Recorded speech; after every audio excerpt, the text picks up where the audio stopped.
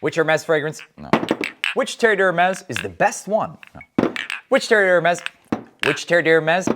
Which Terre d'Hermes? God damn, bro.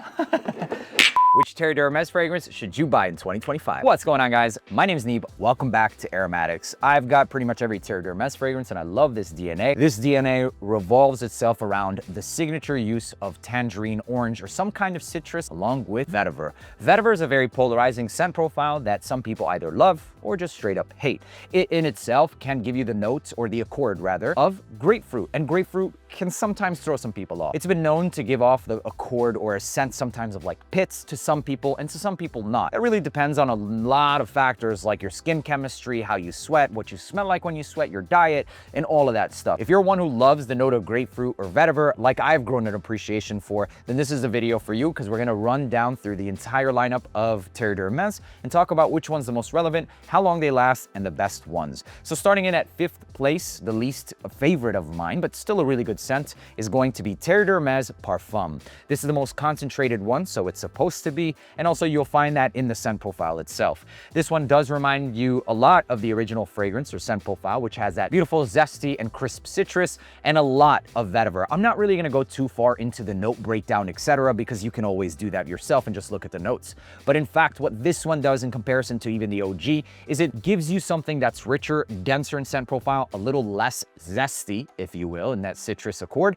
and just a lot more woody. And really showcasing the main heart of this focus for the fragrance is going to be the vetiver. And while that does sound good, theoretically you'd have this longer lasting and stronger fragrance, right? Sure, except not in projection. This thing will last the entire day. The scent profile did significantly change. It doesn't have the same effervescence or freshness, and also translating into something that doesn't necessarily project as well. So occasionally throughout the day, I forgot I was even wearing a fragrance, but I was getting in closer, I could still smell it. And for a pretty damn long time. If you're one who likes a more reserved scent profile, this might end up being one of your favorite ones. But for me personally, I like to smell my scent throughout the entire day. Occasionally I was getting wafts and merely of just, you know, vetiver really, and maybe hints of citrus. For the most part, this really showcases the note and the sole note of focus of vetiver. A good fragrance, not my favorite. I think there are better ones in the entire lineup. So sometimes the strongest isn't necessarily the best. And sometimes defining strong in performance or projection can definitely negate whether or not a fragrance, at least in my opinion, is better or not. Coming in at number 4 is going to be the original Terre d'Hermes. Classic.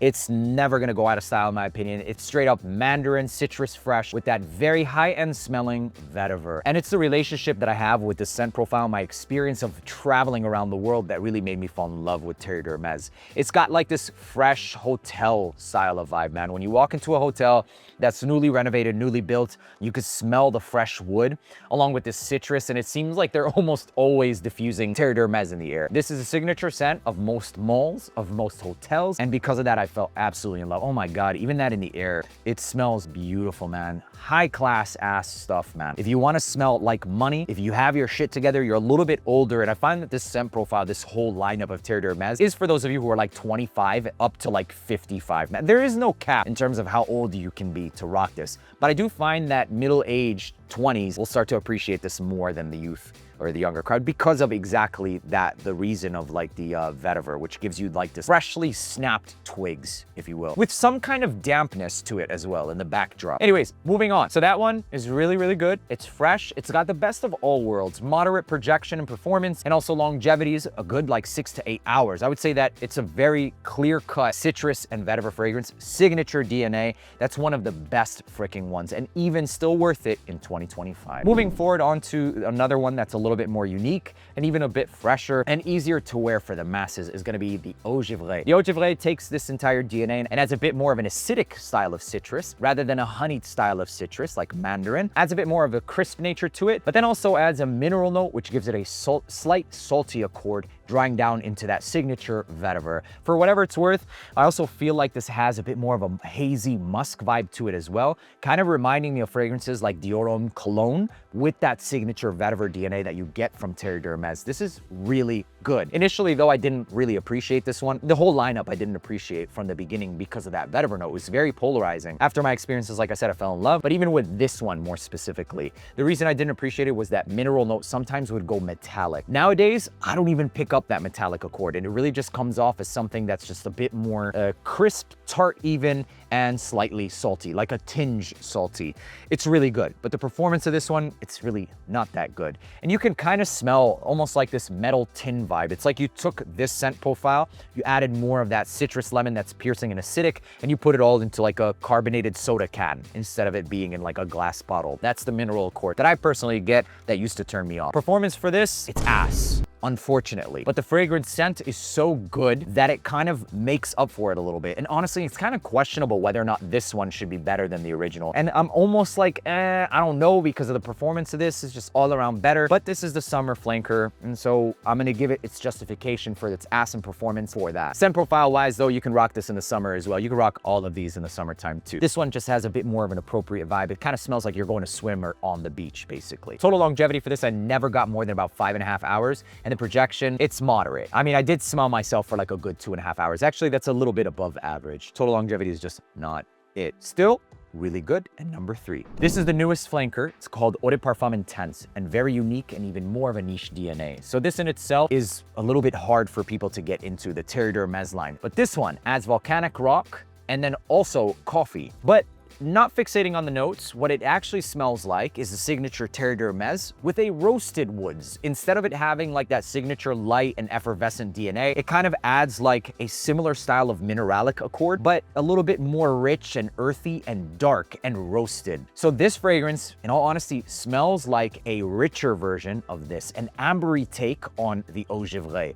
And I say that because the mineral accord in itself has like this carbonic or, carbon style of scent profile that's salty, mineralic. The mineral accord in itself is carbon, and then slightly metallic. The volcanic rock in itself is also mineral. It's a mineral accord. So that mineral accord is carried on from this scent profile into this scent profile, but then also enhanced with some more ambery and warm accords, including that note of coffee. So it quite literally smells like you took this scent profile, you made it a little bit richer, and you roasted it. So imagine allowing the vetiver to roast and it starts to develop these ambers, you end up with this. And that's the best way I could describe it. Still having that salt accord, and in fact, maybe even enhanced a little bit more so because of the roasting or the roasted nature of it, and the roast vibe coming from the coffee. I think this is incredible. I think this stuff smells niche. It does smell niche. It's Terre in its backbone, the Eau Intense, having that still salty kick, very tart in itself as well, and that roasted style of woods in the dry down. It's really fucking good. Simple as that. It is niche though, and it might not be for everybody, but that is the best mental picture that I can recreate for this. Moving on, I don't know what it inspired by or it's inspired by in regards to like what inspired them to create this flanker, but in all honesty, that's what made a lot of sense to me at least. Coming in at number freaking 1. This is Terre showcasing its aspects, its uniqueness, its unique traits and qualities in every unapologetic way. The most character and depth and boldness to the scent profile, and specifically vetiver, is Eau Intense Vetiver. I love this stuff. It still retains the originality of the original one without actually decreasing some of the citruses like this one did and just going straight into vetiver. It still carries on a high level of what this does. It's like a concentrated version of this. Yes, the vetiver is dosed up more, but so is the mandarin citrus. So theoretically, you would think that isn't that the parfum? No, because this scent profile is strong, but it also increases the aspects that's found in this fragrance. So this is quite literally like you took Terre and you just upped it equally. And this is more so like you took Terre you upped it equally as well, but then also increasing the citrus and the vetiver. So now you have what seems like a bolder and more characterized fragrance scent profile that's really focusing on the mandarin and also the vetiver. Longevity for this, it's one of the longest lasting one. I realize I didn't talk about this. Longevity, I'll get back to it. It lasts the entire day and even to the next day on clothing because of that vetiver. The citrus lingers on for a long time and it does project and it performs. It's a no-brainer when it comes to which one I personally recommend. In terms of longevity for this, also pretty damn equal. I would say 8 to 10 hours at least. And to the next day, you're going to get the haze of like vetiver as well. So these are the best performing ones for sure. And this one just has such an easy scent profile is why I put it up so high. So if I had to pick two from the lot to stick to, it would be these two for freaking sure. But there you have it, ladies and gentlemen, some of the best Terre d'Hermes fragrances in 2025. This is a home run. I personally started off with thinking that it was actually pretty good, into it turning into like a freaking 9.75, damn near. I honestly want to say it's a 10 out of 10 because of the sequencing and how these fragrances came out, the way that I perceived this fragrance, my overall experience over time. This is incredible stuff. I would put these both at 10s. If I had to pick one though, there's a reason this is number one. Its versatility is what makes this number one. This would be the nighttime and this would be my daytime. Summer, spring, winter, every single season. I hope you guys enjoyed watching this video. Make sure to leave a like, hit that subscribe button. Check out shoparomatics.com where I sell a bunch of niche and designer fragrances, 100% authentic, straight from the source, cheaper than buying it from the mall. My name's Neeb and I'll see you in the next one. Peace.